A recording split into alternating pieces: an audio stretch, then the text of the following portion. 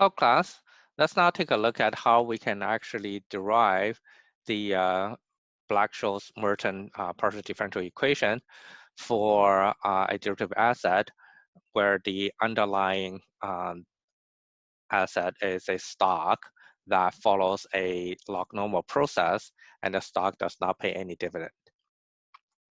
Uh, you need to notice that here, mu and sigma are just parameters, okay? They're not functions, just constant parameters.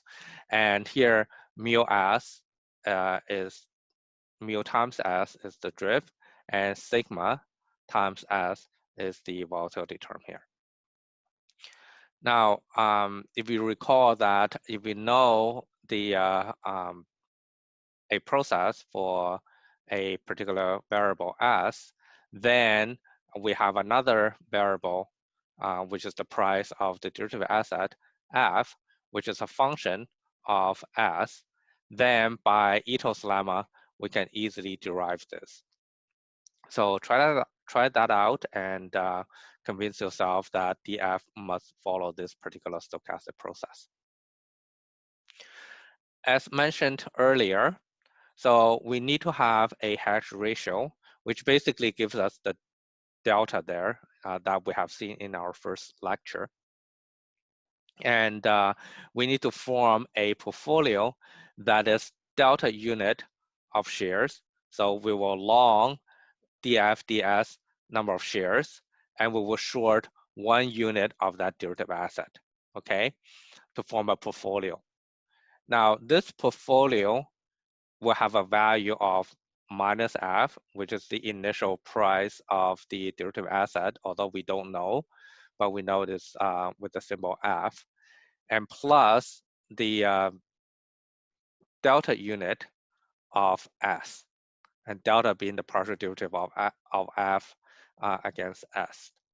So if we were to form a portfolio here, then this portfolio can follow its own stochastic process, right? Because this portfolio is also a function of s, and here is a function of f, but then f is a function of s as well. So, basically the portfolio is a function, directly or indirectly, a function of s. Then the portfolio will need to follow a particular stochastic process as well. So what is that process? Well, again, we're going to use Ito's lemma. Because here, your change of the portfolio value is linear, so it's a change of the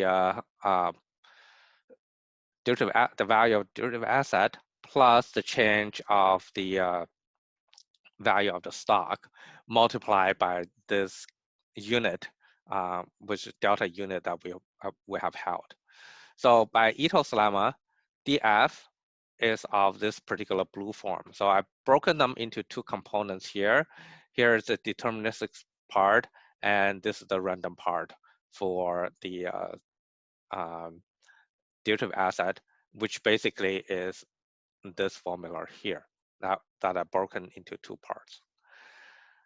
ds, there are two components. This mu s dt plus sigma s dz, right? I've broken them into two parts, and each of them is multiplied by this delta unit here, okay?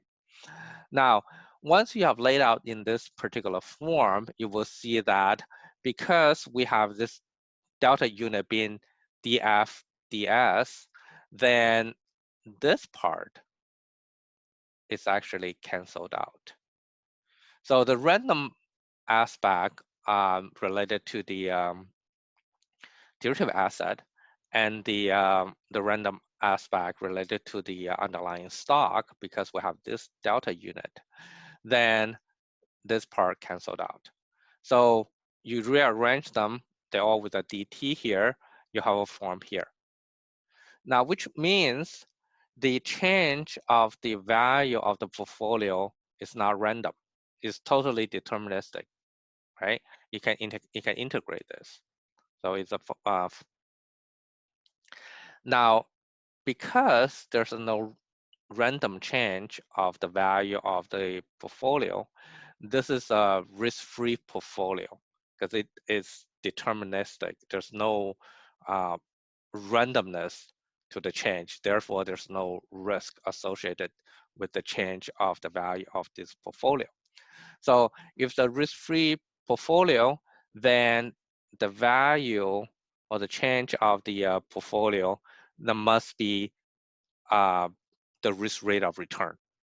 Okay, so your portfolio must grow at the risk rate of return, which means the change of this is R times pi times dt.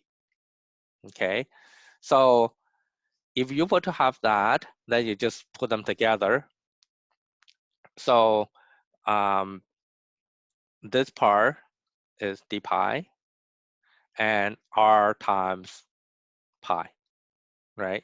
Which being you have short 1 unit of the derivative asset plus your long delta unit of S. Okay, so this part is this, and this part is this one here. So you just need to rearrange. So once you rearrange, you get a partial differential equation of this form. And this particular partial differential equation is the famous Black-Scholes-Merton differential equation.